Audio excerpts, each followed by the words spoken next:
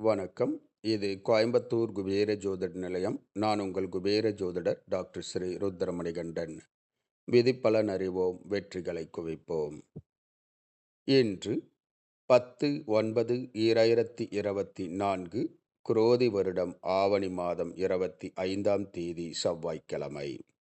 இன்றைய நட்சத்திரம் இந்தியா மற்றும் ஸ்ரீலங்கா நேரப்படி இரவு 8:04 வரை அனுசம், பின்பு கேட்டை. இன்றைய திதி இரவு 10:12 வரை சப்தமி, பின்பு அஷ்டமி. இன்றைய ராகு காலம் மாலை 3 மணி முதல் 4:30 மணி வரை. யமகண்டம் காலை 9 மணி முதல் 10:30 மணி வரை. நல்ல நேரம் காலை 7:45 மணி முதல் 8:45 மணி வரை. மாலை 4:45 மணி முதல் 5:45 மணி வரை. மலேசியா மற்றும் சிங்கப்பூர் நேரப்படி இன்றைய நட்சத்திரம் இரவு 10:34 வரை அனுசம், பின்பு கேட்டை. இன்றைய திதி நாள் முழுவதும் சப்தமி திதி. இன்றைய ராகு காலம் மாலை 4 மணி முதல் 5:30 மணி வரை. யமகண்டம் காலை 10 மணி முதல் 11:30 மணி வரை.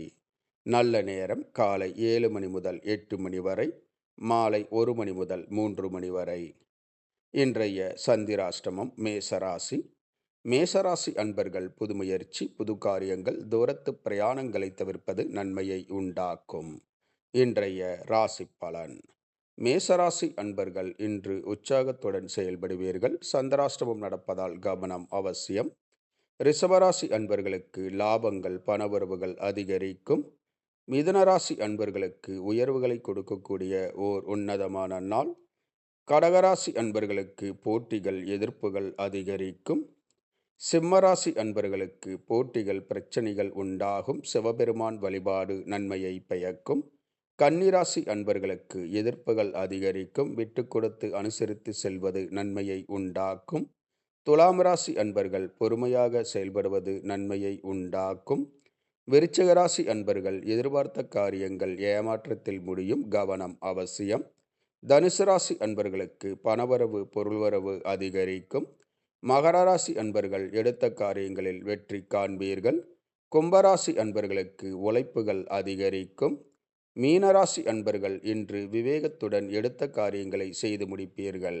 இந்த ராசி பலன் வீடியோ தினமும் உங்கள் மொபைலில் பெற மற்றும் ஜோதிட ஆலோசனைகளுக்கு இதிலுள்ள எண்ணிற்கு வாட்ஸ்அப் செய்யவும்.